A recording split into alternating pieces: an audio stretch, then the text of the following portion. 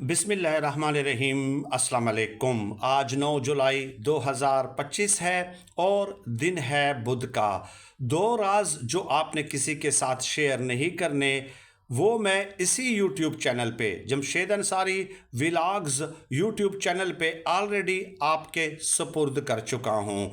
तीसरा राज जो किसी के साथ शेयर नहीं करना, वो है अपनी माली हालत का किसी के साथ तस्करा करना। देखिए, आपका जो very very closed family member हो, मतलब वालदा, वालिद या वाइफ हो गई, तो उनके साथ तो आप ये राज शेयर कर सकते हैं।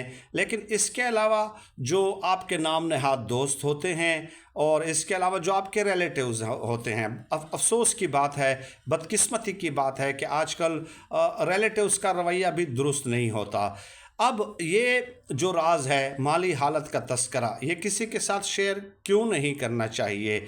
यानी आपके जो रिश्तेदार हैं, जो कभी कभार आपका हाल देखने आते हैं कि वो किस हाल में हैं, इस वजह से आते हैं कि किस हालत में हैं, क्या ये खुश हैं या खुश नहीं हैं, क्या इनके ऊपर खुशहाली है या तंग दस्ती की कैफियत है। तो इस तरह के रिश्तेदार मोस्टली आजकल मौजूद हैं। मैं सब की बात नहीं कर रहा, मोस्टली ऐसे लोग मौजूद हैं। तो ऐसे लोगों के साथ सामने अगर आप बताएंगे कि आपके कारोबारी मुनाफा कितना है, वो आपसे सवाल पूछेंगे, आप कितना जमा कर लेते हैं, बच्चों की तालीम के लिए क्या कुछ जमा किया है, क्या कोई प्लाट श्लाट उनके लिए लिया है या नहीं लिया।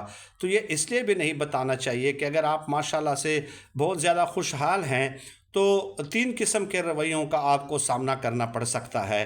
पहला रवैया, हसद कर सकते हैं, जेलसी फील कर सकते हैं, और ये बात तमाम माहिरीन तस्लीम करते हैं कि हासिद इंसान से आप कुछ भी एक्सपेक्ट कर सकते हैं।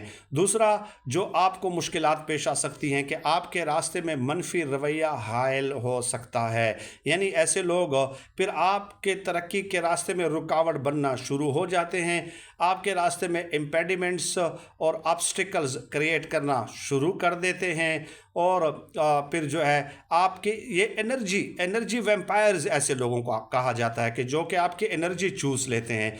जैसे कुछ इंसेक्ट्स या जरासीम या बैक्टीरिया ऐसे होते हैं ना कि जो खून चूसते हैं, तो ये लोग एनर्जी वैम्पायर्स होते हैं। तो एहतियात किया करें, किसी को न बताया करें कि आप सेविंग कितनी करते हैं, आपका फ्यूचर प्लान क्या है, आपने बच्चों के लिए क्या सोचा है, वगैरह वगैरह। बस अगर वो पूछें भी सही तो बस आप इतना ही कहें कि अल्लाह पाक का शुक्र है, मेरी हैसियत से ज़्यादा है और इज़्ज़त के साथ जो है वो ज़िंदगी गुज़र रही है। इतना ही कहना काफ़ी होगा।